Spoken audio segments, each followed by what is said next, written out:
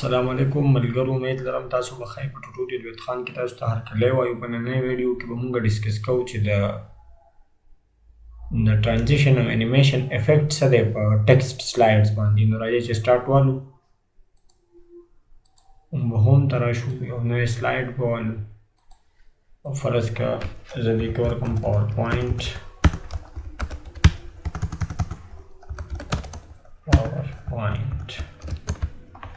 دې ریلیټډ زه لږ کنټینټ به راوالم د ګوګل نه. PowerPoint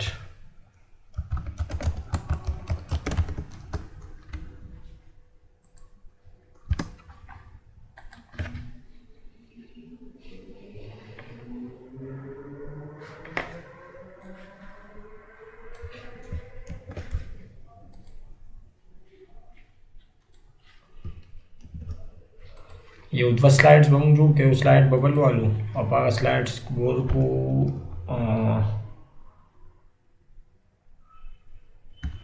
types of slides in PowerPoint.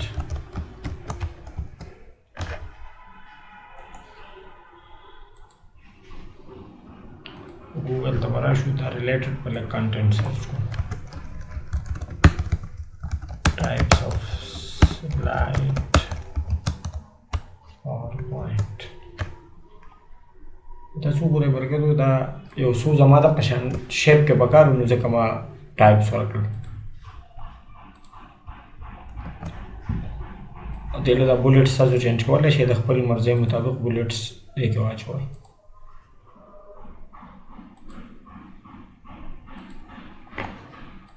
دې دواړه سلایډز له موږ لږ سیټینګ هم وکړو. نو ډیزاین ته به راشو او فارمیټ بیکګراؤنډ ته به راشو او ګریډینټ فل به یې کړو، دا کلر به لږ چینج کړو. صحیح ده. او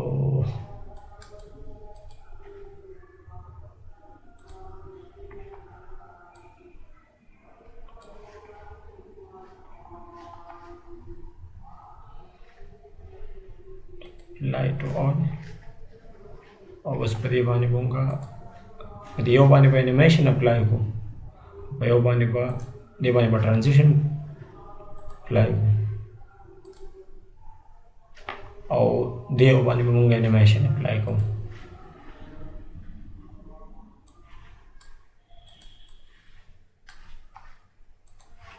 انیمیشن ته به راشو او فلای ان به شان به دا یو کوو. fly in fly in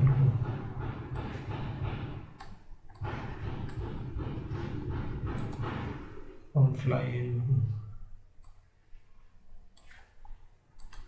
fly in یاد ساتئ مرګرو، دا اوس په انیمیشن کې لګیا یم. دې نه مخکې سلایډ باندې موږ ټرانزیشن اپلای کړو.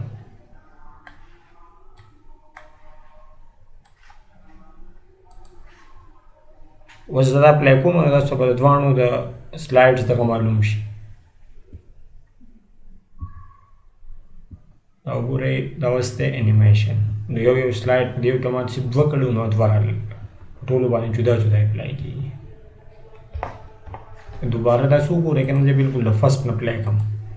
فسټ خو هم سره سوونه، سیکنډ چې کوم دی باندې ما ټرانزیشن اپلای کړو نو په هول سلایډ باندې اپلای کېږي، او دې باندې ما انیمیشن اپلای کړی نو په یو یو آیټم باندې د سلایډ هغه اپلای کېږي. امید لرم ملګرو ویډیو به ستاسو خوښه شوي وي. ویډیو لایک کړئ او چینل سبسکرایب کړئ. شکریه.